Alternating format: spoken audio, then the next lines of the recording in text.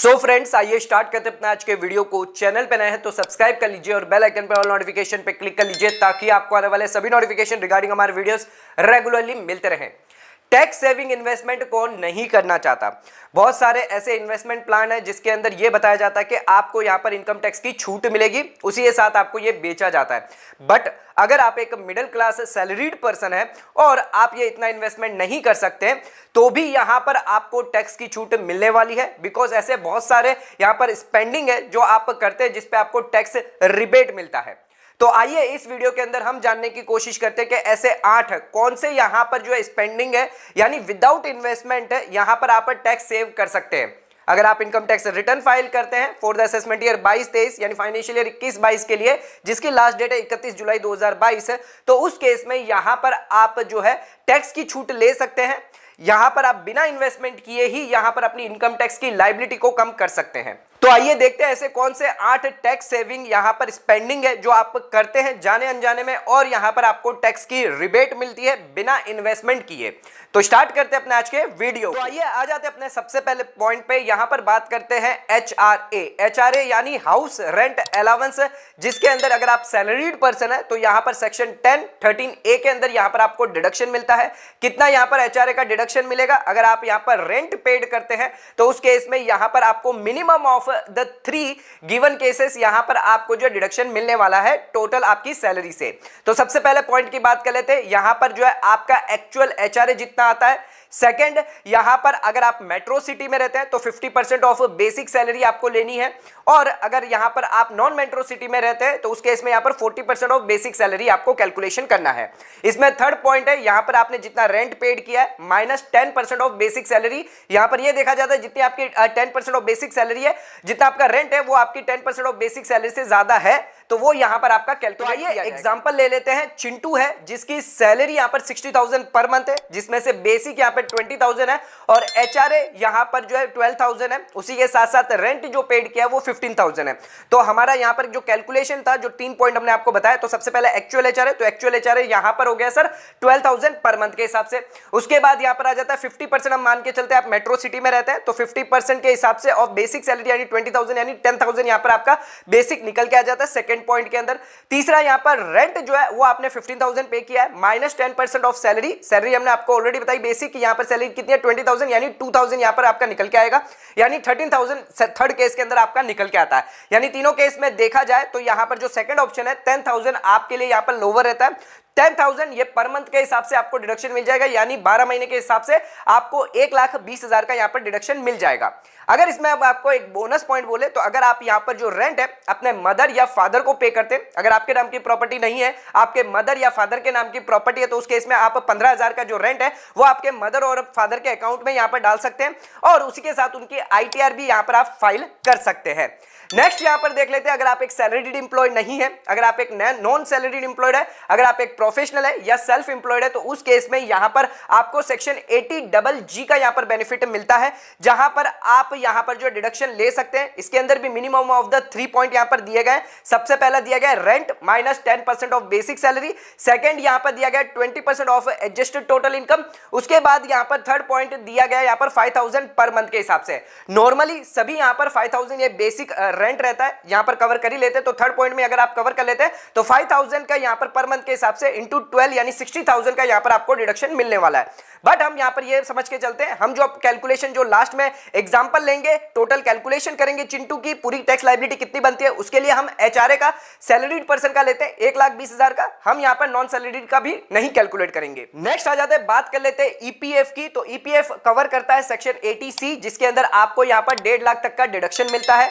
EPF आपको अलग से इन्वेस्टमेंट करने की जरूरत नहीं होती है, आपके जॉब के ड्यूरिंग यहां पर आपका यहां पर जो EPF है वो डिडक्ट कर लिया जाता है। इसमें 12% ऑफ सैलरी का यहां पर आपको डिडक्शन मिलता है। अगर आप गवर्नमेंट एम्प्लॉय है तो DA भी यहां पर आपको इंक्लूड कर दिया जाएगा। तो 12% ऑफ सैलरी यानी 20,000 की अगर आपके एग्जांपल मान के चले सैलरी है बेसिक सैलरी, तो उस केस में यहां पर 12% यानी 2400 पर मंथ के हिसाब से यहां पर आपको डिडक्शन मिलेगा, यानी 12 महीने के इसको कैलकुलेट करें तो 28,800 का यहां पर आपको जो है EPF के अंदर यहां पर डिडक्शन मिलेगा। ओवरऑल यहां पर जो डिडक्शन आपको 80C के अंदर 1.5 लाख से ज्यादा नहीं मिलेगा। नेक्स्ट आ जाते हैं, बात कर लेते हैं थर्ड पॉइंट की। 80C के अंदर एक और यहां पर आपको डिडक्शन मिलता है, अगर आप ट्यूशन फीस अपने बच्चों के लिए यहां पर पेड करते हैं अगर आपका कोई चाइल्ड है, चाहे गर्ल हो या बॉय हो, दोनों के लिए यहां पर आपको डिडक्शन मिल जाएगा 80C के अंदर। पर ध्यान रखिएगा, आप खुद के लिए या फिर अपने स्पाउस के लिए यहां पर जो है पेड नहीं करना है। उसी के साथ साथ फुल टाइम कोर्स होना चाहिए। एंड यहां पर अगर आप दोनों अर्निंग कर रहे हैं, खुद भी या स्पाउस दोनों कर रहे हैं, तो दोनों को यहां पर दोनों चाइल्ड का, अगर 4 चाइल्ड है तो चारों चाइल्ड का यहां पर आप डिडक्शन ले सकते हैं।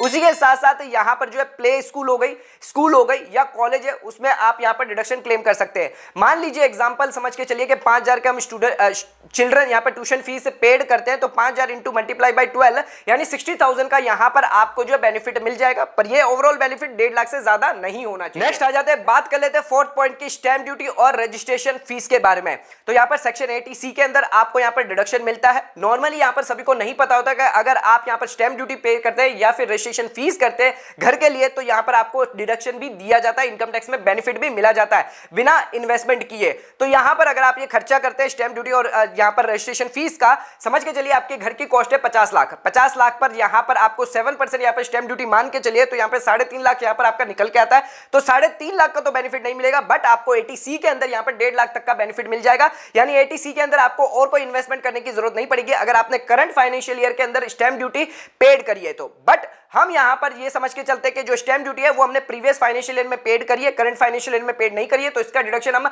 अपने कैलकुलेशन में चिंटू की यहां पर इनकम टैक्स रिटर्न जो कैलकुलेशन है उसमें यहां पर हमने नहीं करने वाले हैं। नेक्स्ट आ जाते हैं, बात कर लेते हैं अगर आप होम लोन लेते हैं तो उसमें भी यहां पर आपको सेक्शन 80C के अंदर यहां पर छूट मिलने वाली है। अगर आप प्रिंसिपल रीपेमेंट करते हैं तो यहां पर आपको डिडक्शन मिलने वाला है। 80C के अंदर 1.5 लाख तक का आपको यहां पर डिडक्शन मिलता है, तो जितना भी आप रीपेमेंट करेंगे 1.5 लाख तक का आपको यहां पर जो छूट मिल जाएगी। उसके अलावा अगर आप इंटरेस्ट कंपोनेंट की बात करें तो यहां पर सेक्शन 24B के अंदर हाउस प्रॉपर्टी के अंदर इंटरेस्ट कंपोनेंट पे अगर आपने सेल्फ ऑक्यूपाइड प्रॉपर्टी है तो 2 लाख तक का आपको यहां पर छूट मिलती है। बट इसमें एक पॉइंट है, अगर यहां पर आपकी प्रॉपर्टी जो है लेट आउट हुई तो आप एचआरए का बेनिफिट ले सकते हैं। बट अगर आपकी सेल्फ ऑक्यूपाइड हुई तो आप यहां पर इंटरेस्ट कंपोनेंट का यहां पर अगर बेनिफिट लेते हैं 2 लाख का, तो आपको एचआरए का फिर यहां पर बेनिफिट नहीं मिलेगा। उसके अलावा समझ लीजिए कि यहां पर आपकी 2 प्रॉपर्टी, यहां पर आपकी जो प्रॉपर्टी है वो चेन्नई में है, दिल्ली में यहां पर आप रहते हैं, जो आपके मदर या फादर का यहां पर मकान है दिल्ली में और उनको यहां पर आप रेंट पे कर सकते हो, तो उस केस में आप दोनों का बेनिफिट ले सकते हैं, एचआरए का भी बेनिफिट ले सकते हैं और यहां पर जो इंटरेस्ट कंपोनेंट का भी बेनिफिट ले सकते हैं। तो यहां पर जो प्रिंसिपल अमाउंट आपका 70,000 है जो आप 80C के अंदर से डिडक्शन ले लेंगे। उसी के साथ अगर आपका इंटरेस्ट है तो 1.5 लाख का आपका इंटरेस्ट आता है। एंड अगर आप दिल्ली में यहां पर रेंट दे रहे हैं 10,000 के हिसाब से, तो 10,000 मल्टीप्लाई बाय 12 अगर आपकी सेल्फ ऑक्यूपाइड प्रॉपर्टी है तो वहां पर आपका जो रेंट है वो रेंट इनकम हो जाएगी। अगर दिल्ली में है तो वो आपका रेंट का खर्चा हो जाएगा जिसपे आप एचआरए क्लेम कर सकते हैं। नेक्स्ट आ जाते हैं, नेक्स्ट पॉइंट पे आ जाते हैं, हमारी बात करते हैं यहां पर अगर आप एजुकेशन लोन लेते हैं सेक्शन 80E के अंदर यहां पर आपको बेनिफिट मिलता है। जितना भी आप इंटरेस्ट देते हैं उतना आपको पूरा का पूरा यहां पर बेनिफिट मिल जाएगा। पर ध्यान रखिएगा ये इंटरेस्ट कंपोनेंट यहां पर जो आप लोन लेते हैं वो यहां पर लोन यहां पर होना चाहिए हायर एजुकेशन के लिए, यानी आफ्टर द 12th। आप अगर खुद के लिए, अपने स्पाउस के लिए, चिल्ड्रन के लिए, चाहे आप इंडिया में रहते हैं या बाहर रहते हैं, अगर आप एजुकेशन लोन लेते हैं तो इंटरेस्ट पर यहां पर आपको बेनिफिट मिलेगा। मैक्सिमम यहां पर 8 साल तक आपको यह डिडक्शन मिलेगा।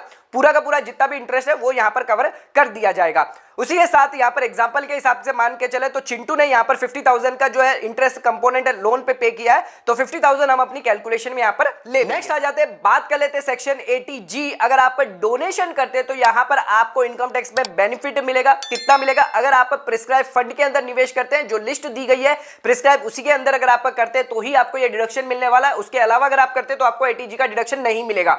उसी के साथ आपको 100% या 50% का यहां पर अलाउड किया गया डिडक्शन, और किसी सर्टेन डिडक्शन के अंदर आपको 10% ऑफ ग्रॉस टोटल इनकम का यहां पर मिलने वाला है डिडक्शन। उसी के साथ हम हमारे एग्जांपल के अंदर ये मान के चलते हैं कि चिंटू ने यहां पर कोई भी डोनेशन नहीं किया है, बट अगर आप करते हैं तो आप अपने एग्जांपल के हिसाब से डोनेशन कैलकुलेट कर सकते हैं। नेक्स्ट आ जाते हैं, बात कर लेते हैं मेडिकल ट्रीटमेंट। अगर आप मेडिकल ट्रीटमेंट करवाते हैं डिपेंडेंट का, तो उस केस में सेक्शन 80D के अंदर अगर कोई डिसेबल डिपेंडेंट है उसका अगर मेडिकल ट्रीटमेंट करवाते हैं तो आपको यहां पर इनकम टैक्स में डिडक्शन मिलेगा। कितना मिलेगा? अगर यहां पर 40% से लेकर 80% की डिसेबिलिटी है तो उस केस में यहां पर 75,000 का डिडक्शन आपको मिलेगा, और 80% से ज्यादा की डिसेबिलिटी है तो 1,25,000 का आपको यहां पर डिडक्शन मिलने वाला है।